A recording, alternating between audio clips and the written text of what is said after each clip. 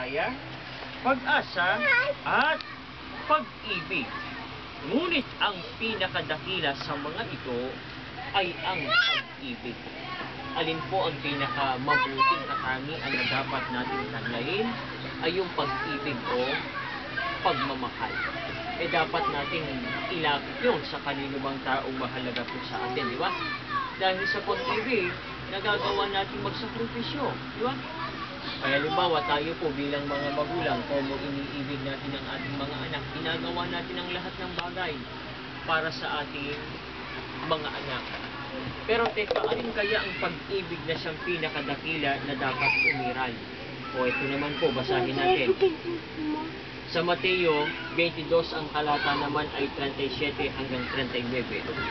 Sumagot si Jesus, ibigin mo ang Panginoon mong Diyos ng buong puso mo, ng buong kaluluwa mo, at ng buong pag-iisip mo.